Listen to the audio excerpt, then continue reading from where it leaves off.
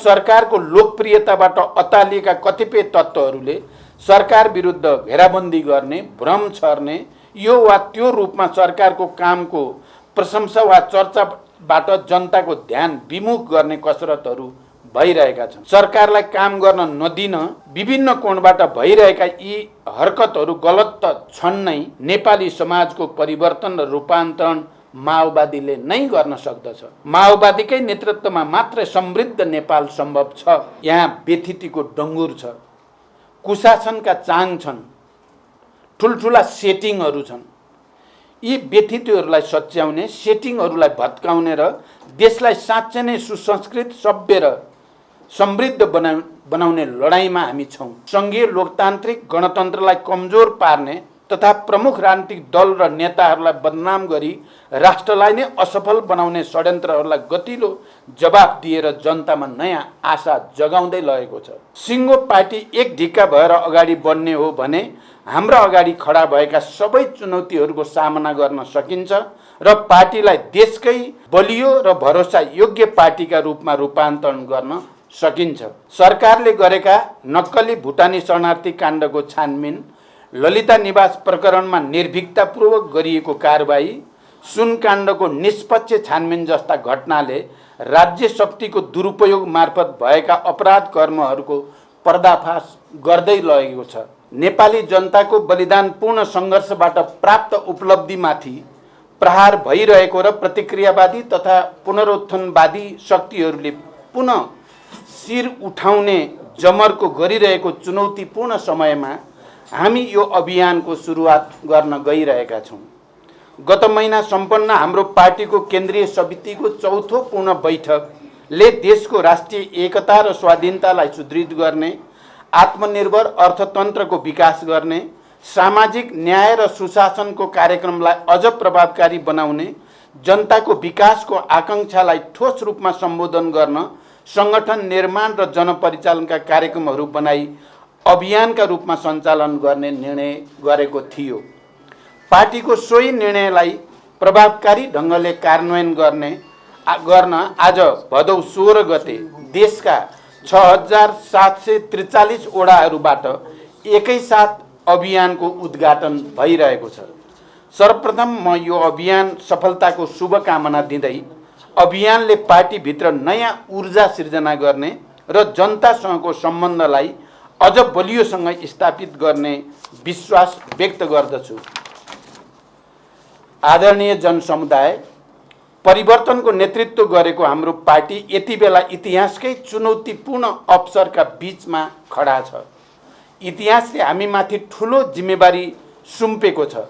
हाम्रो पार्टीको नेतृत्वमा भएको जनयुद्ध र 12 बुँदे समझदारीका आधारमा भएको जनआन्दोलनका बलमा स्थापित सङ्घीय लोकतान्त्रिक गणतन्त्रलाई संस्थागत गर्दै समाजवादको आधार तयार पार्ने जिम्मेवारी इतिहासले हामीलाई सुम्पेको छ।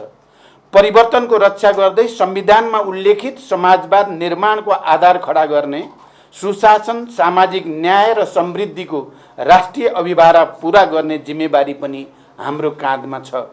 हो, इतिहासको यही अत्यन्त गम्भीर, सङ्क्रमणकालीन र संवेदनशील जिम्मेवारी पुरा गर्ने मोडमा हामी खडा छौँ।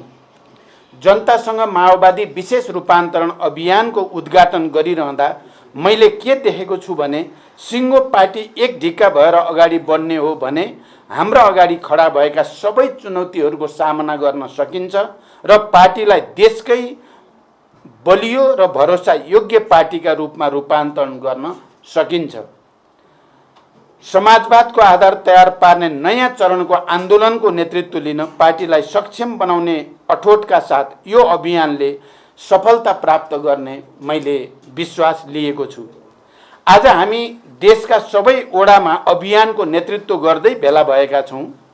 आजको दिन पार्टीको जीवनका लागि, देशको पनि उज्जवल भविष्यका लागि, जनताका सपना पुरा गर्ने ऐतिहासिक दिन बनाउनु छ। आजको दिनलाई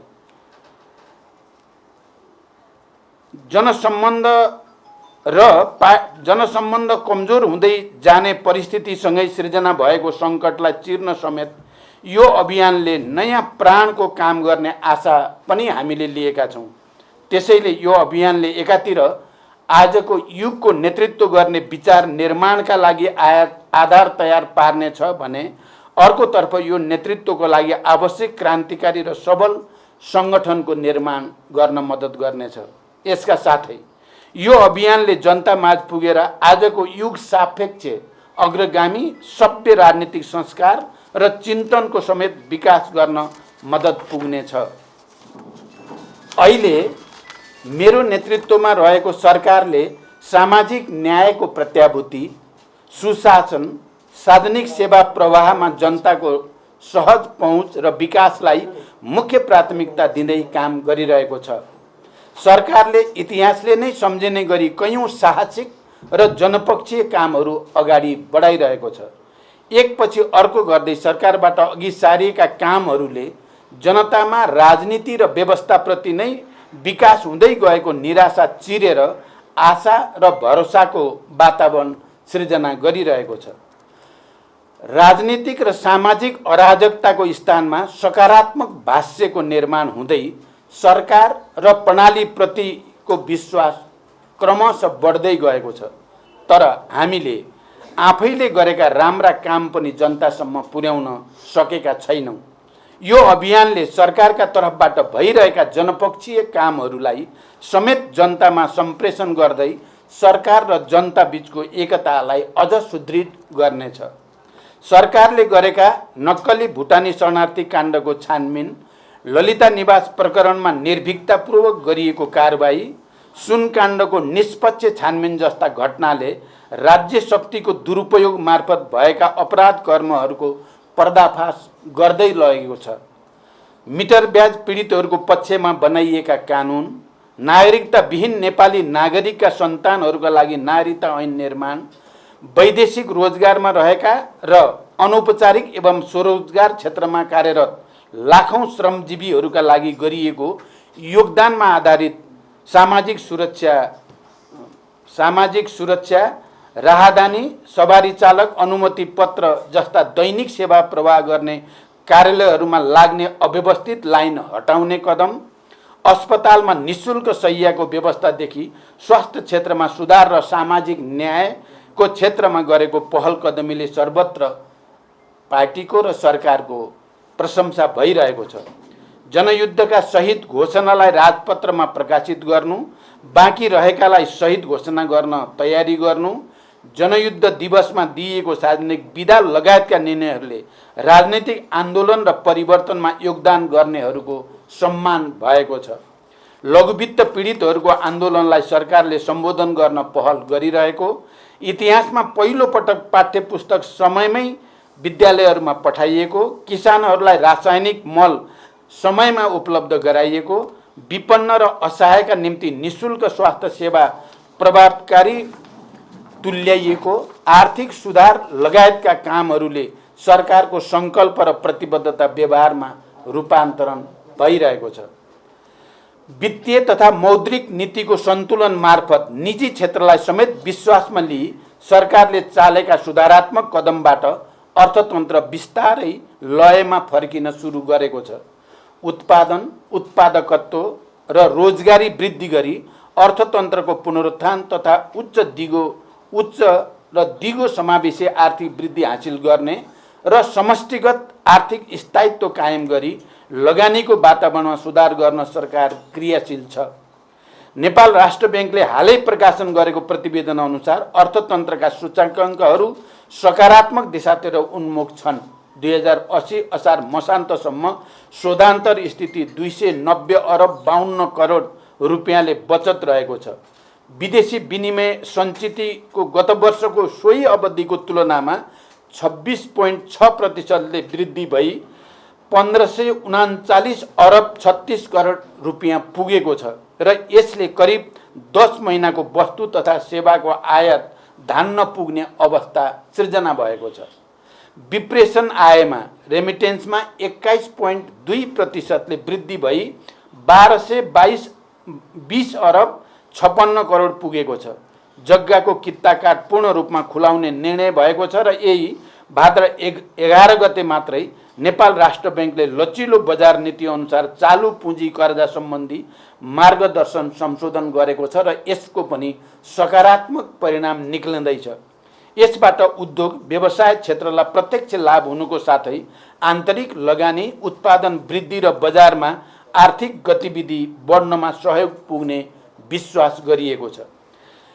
यसैगरी सरकारले चालेका जनमुखी कदमहरूले जनतामा परिवर्तनप्रति असन्तोष बढाएर सङ्घीय लोकतान्त्रिक गणतन्त्रलाई कमजोर पार्ने तथा प्रमुख राजनीतिक दल र नेताहरूलाई बदनाम गरी राष्ट्रलाई नै असफल बनाउने षड्यन्त्रहरूलाई गतिलो जवाफ दिएर जनतामा नयाँ आशा जगाउँदै लगेको छ।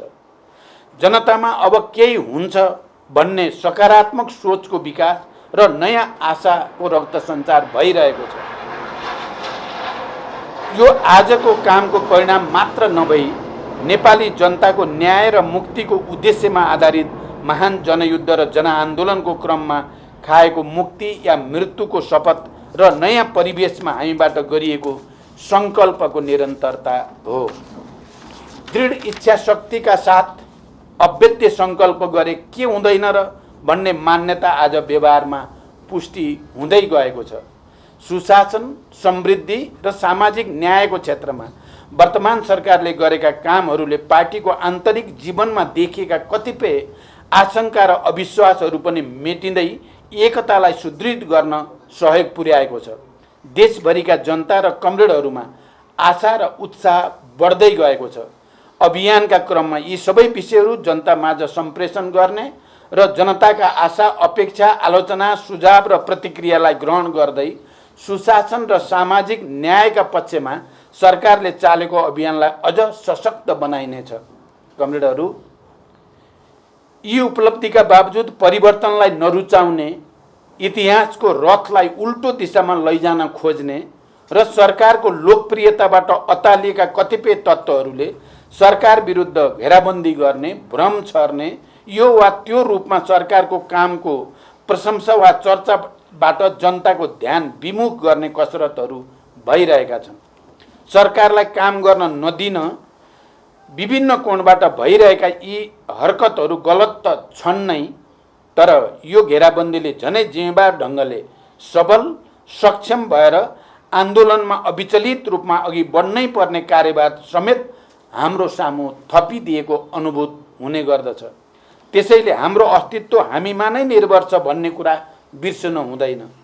हामीले कस्तो विचार विकास गर्छौँ, हामीले कस्तो सङ्गठन निर्माण गर्छौँ, हामीले जनताका मुद्दाहरूलाई के कसरी र कुन स्तरमा उठाउँछौँ, हामीले आफ्ना कमजोरीप्रति कस्तो आत्मालोचना र आत्मसमीक्षा गर्छौँ, हामीले हाम्रा राम्रा कामहरूको प्रचार के कसरी गर्छौँ भन्ने जस्ता कुराले हाम्रो र सिङ्गो कम्युनिस्ट आन्दोलन एवं समाजवादी क्रान्तिको आधार तयार पार्ने आन्दोलनको भविष्य निर्भर रहन्छ।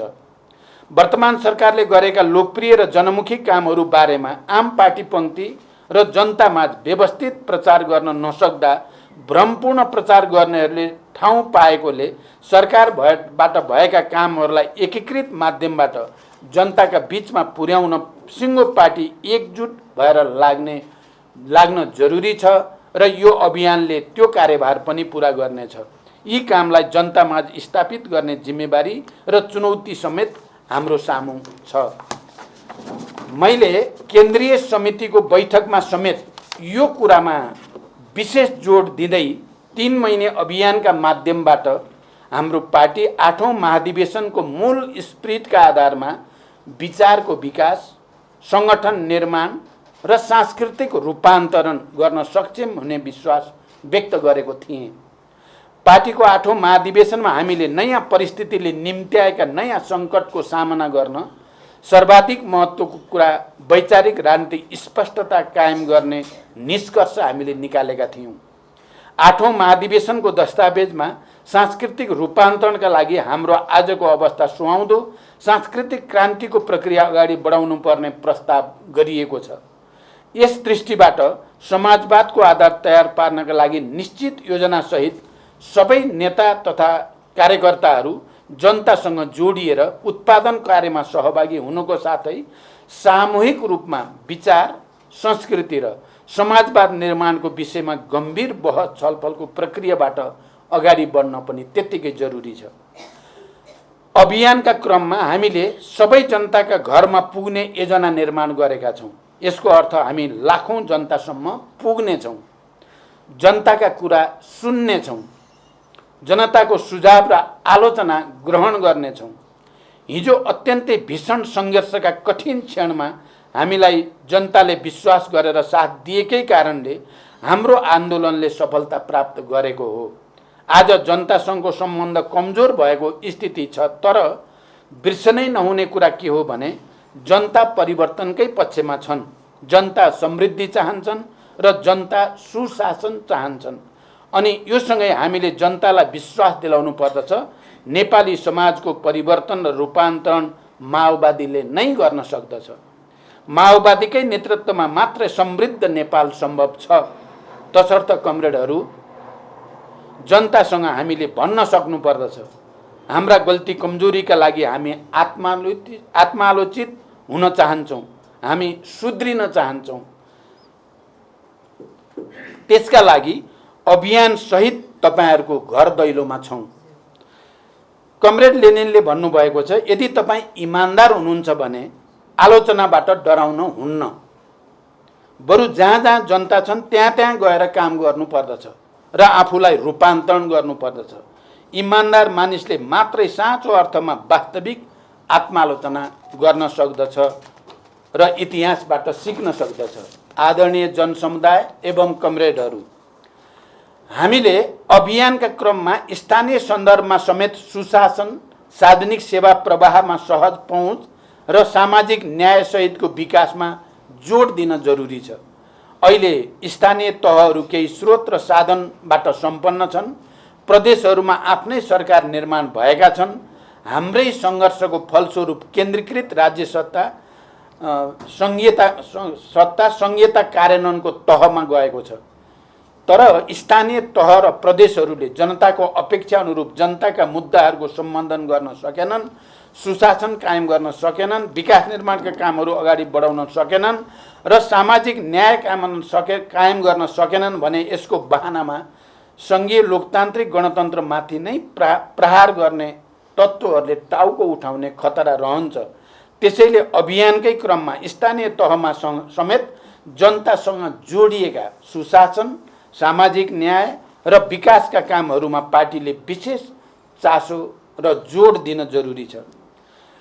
मैले बारम्बार भन्दै आएको छु, अबको हाम्रो लडाईँ स्थायित्वका निम्ति, समृद्धिका निम्ति र विकासका निम्तिको लडाईँ हो। किनकि सर्वत्र हामीले विरासतमा राम्रो चिज मात्रै प्राप्त गरेका छैनौँ। यहाँ व्यथितिको डङ्गुर छ, कुशासनका चाङ छन्, ठुल्ठुला सेटिङहरू छन्। यी व्यथितिहरूलाई सच्याउने, सेटिङहरूलाई भत्काउने र देशलाई साँच्चै नै सुसंस्कृत, सभ्य र समृद्ध बनाउने लडाईँमा हामी छौँ। सरकारको नेतृत्वको नाताले मैले यो चुनौतीपूर्ण अवसरको रूपमा स्वीकार गरेको छु। अब यसलाई गन्तव्यमा पुर्याउन सोही अनुरूपको बलियो र क्रान्तिकारी पार्टी निर्माणको आवश्यकता रहेको मैले केन्द्रीय समिति बैठकमा निकै जोड दिएर उठाएको छु। त्यसैले यो 3 महिने अभियानले सरकारले अघि बढाएको पहल कदमी र पार्टीले अघि सारेको अभियानलाई लक्ष्यमा पुर्याउन ठोस भूमिका खेल्नेछ र यहाँहरू सबै यही स्पिरिट र क्रान्तिकारी भावनाले जनतामा जानुहुनेछ भन्ने विश्वास मैले लिएको छु। कमरेडहरू, अहिले अभियानका क्रममा हाम्रो सक्रियता र जनतामाझ हामी पुग्ने अवस्थाले राजनीतिक प्रणालीप्रति जनताको गुम्दै गएको विश्वासलाई समेत फर्काउने र रूपान्तरणका लागि ऊर्जा प्राप्त गर्ने अवस्था सिर्जना हुनेछ। कमरेड लेनिनले नै भने चाहिँ अत्यन्त उन्नत सिद्धान्तको आधारमा चल्ने पार्टीले मात्रै जनताको नेतृत्व गर्न सक्दछ। अहिले नेपाली समाजको नयाँ चरणको क्रान्ति अर्थात् समाजवादी क्रान्तिको नेतृत्व गर्न हाम्रो पार्टी त्यही अग्रदस्ता बन्नुपर्ने अनिवार्यता रहेकोमा म पुनः जोड दिन चाहन्छु। नेपालको राजनीतिक आन्दोलन नयाँ चरणमा प्रवेश गरेको छ। पहिलो सङ्गठित राजनीतिक आन्दोलन 7 साल वरिपरि सम्पन्न भयो। यसले राणा शासन समाप्त गर्यो, दोस्रो महत्त्वपूर्ण आन्दोलन 46 सालको आन्दोलन हो जसले निरङ्कुश पञ्चायती व्यवस्थालाई समाप्त गर्यो। तेस्रो 10 वर्षे महान जनयुद्ध र 19 दिने ऐतिहासिक जनआन्दोलनको अवधि थियो जसको बलमा राजतन्त्रको अन्त्य भयो र गणतन्त्रको स्थापना भयो, जसमा मधेस आन्दोलन र अन्य उत्पीडित वर्ग जातिको आन्दोलनको पनि उत्तिकै महत्त्वपूर्ण भूमिका रह्यो। अब नयाँ अर्थात् समाजवादको आधार निर्माणको चरणमा नेतृत्व गर्ने नयाँ राजनीतिक शक्ति आजको आवश्यकता हो। हाम्रो पार्टीले नेपालको वामपन्थी एवं लोकतान्त्रिक आन्दोलनको समग्र पुनर्गठन र एकीकरणको नेतृत्व लिनुपर्नेछ। यसका लागि कम्युनिस्ट आन्दोलनलाई युग, समय, चेतना र नयाँ पुस्ताका सपनाहरूसँग एकाकार गर्न सक्नुपर्दछ। साधारण नेतृत्वले पार्टी बनाउँछ तर विशेष नेतृत्वले मात्रै आन्दोलन बनाउँछ, इतिहास बनाउँछ र बनाउँछ नयाँ युग। त्यसका लागि हामीले आफ्नै पुनर्गठन, आफ्नै सबलीकरण र रचनात्मक रूपान्तरण गर्न सक्नुपर्दछ। अनि मात्र यो पार्टीले नयाँ वैचारिक राजनीतिक संश्लेषणको आधारमा समग्र वामपन्थीहरूको एकता र सुदृढीकरणको नेतृत्व गर्न सक्दछ, युगको नेतृत्व गर्न सक्दछ। यो अवसरलाई हामी कसैले पनि गुम्न दिन हुँदैन। प्रिय कमरेडहरू, हामी हजारौं ती महान शहीदहरूका सपना, हजारौं बेपत्ता योद्धाहरूको त्याग र बलिदानको कीर्तिमान र हजारौं घाइते अपाङ्ग र लाखौं करोडौं जनताको रगत पसिनाबाट आएको परिवर्तनको रक्षाको निम्ति उहाँहरूप्रति सच्चा श्रद्धाञ्जली र उहाँहरूको सपना पुरा गर्ने प्रतिबद्धताका निम्ति पनि हामीले यो अभियानलाई सफलतासम्म पुर्याउन जरुरी छ। मैले बारम्बार भन्दै आएको छु, मेरो जीवन सङ्घर्ष र आन्दोलनभन्दा पर छैन। देश र जनताप्रति समर्पित हुँदै नेपाली समाजको रूपान्तरणका लागि योगदान गर्ने बाहेक मेरो अन्य कुनै उद्देश्य पनि छैन। जीवनको युवा अवधिदेखि मेरो पूर्ण समय क्रान्ति, परिवर्तन र जनताको पक्षमा बित्यो। अब जनताले चाहेको सुशासन, समृद्धि र सामाजिक न्यायका क्षेत्रमा दृढतापूर्वक अगाडि बढ्ने प्रतिज्ञा मैले लिएको छु। हिजो क्रान्तिको क्षणमा होस् या आज शान्तिको क्षणमा, मेरा हरेक पाइला, हरेक क्षण, हरेक समय देश र जनताकै पक्षमा बितेका छन्। मेरो नेतृत्वले नेपाली समाजमा के कति परिवर्तन ल्यायो या ल्याएन यसको समीक्षा जनता र इतिहासले गर्ने नै छ। मैले यो पनि भन्ने गरेको छु, अबको मेरो बाँकी जीवन नेपाली समाजको चरित्र अनुरूप वैज्ञानिक विचारको विकास गर्दै समाजवादको आधार तयार पार्नेतर्फ केन्द्रित हुनेछ। समाजवादी क्रान्तिको तयारी गर्ने हाम्रो सङ्कल्पसँगै हाम्रो काँधमा इतिहासले एउटा ठुलो जिम्मेवारी दिएको छ। त्यसैले यो 3 महिने अभियान इतिहासले सुम्पेको त्यही जिम्मेवारीको ठोस आधार तयार पार्ने समय समेत हो। हामीले अभियान मार्फत कस्तो विचारको विकास गर्छौँ, कस्तो पार्टी निर्माण गर्छौँ भन्ने कुरामा हाम्रो भविष्य, हाम्रो लाखौं नेता कार्यकर्ताको भविष्य र आम नेपाली जनताको भविष्य पनि निर्भर छ। तसर्थ यो अभियानका क्रममा तपाईका हरेक पाइला, तपाईका सोच, चिन्तन, कार्यशैली, समय हामी सबैको, नेपाली जनताको र विश्वका श्रमजीवी जनताको भविष्य निर्माणमा अघि बढ्नेछन् भन्ने विश्वास लिएको छु। आदरणीय जनसमुदाय, पार्टी रूपान्तरणको यो विशेष अभियानमा हामी तपाईको घर दैलोमा आउँदैछौँ। मलाई राम्रोसँग बोध छ, माओवादी आन्दोलनसँग तपाईहरूको विशेष आत्मीयता छ, विशेष अपेक्षा पनि छ र केही असन्तुष्टि पनि छ। अहिले माओवादी केन्द्रकै नेतृत्वमा सरकार बनेपछि यहाँहरूमाझ अब केही हुन्छ कि? श्रमजीवी जनताले देखेको सपना पुरा हुन्छन् कि? शोषण र विभेद अन्त्य भई सामाजिक न्याय सहितको नयाँ समाज स्थापित हुन्छ कि भन्ने आशा पुनः पलाएको छ। सरकारले गरेका सुशासनमुखी कामबाट राजनीतिप्रति भरोसा जागेको छ। हामी वाचा गर्दछौँ, हाम्रा कदमहरू अग्रगमनबाट विचलित हुने छैनन्। जनताले देखेका सपना, जनताका अपेक्षा पुरा गर्ने दिशामा हाम्रो राजनीति र हाम्रो सङ्गठन निरन्तर गतिशील र क्रियाशील रहनेछ। कतिपय गल्ती कमजोरी रहे पनि इतिहासबाट पाठ सिक्दै यो अभियान मार्फत हामी जनताको बलियो, क्रान्तिकारी र भरोसायोग्य पार्टी बन्ने प्रक्रियामा छौँ। अभियानका क्रममा यहाँहरूको रचनात्मक र ऊर्जाशील सहभागिताका लागि पनि म हार्दिक अपिल गर्न चाहन्छु। अन्त्यमा सम्पूर्ण कमरेडहरू, केन्द्रीय समितिको स्पिरिट र निर्णय अनुसार तोकिएको जिम्मेवारी र कार्यक्षेत्रमा खटौँ। पार्टी र जनताबीच नङ मासुको सम्बन्ध स्थापित गरौँ। घेराबन्दी र चुनौतीहरू छिचोल्दै सकारात्मक भाष्य र सुनौलो भविष्य निर्माणमा केन्द्रित हौँ। समाजवादको भविष्य उज्जवल छ। हाम्रो जित सुनिश्चित छ। धन्यवाद र क्रान्तिकारी अभिवादनसहित फेरि एकचोटि सबैलाई धन्यवाद भन्न चाहन्छु। धन्यवाद, अभिवादन।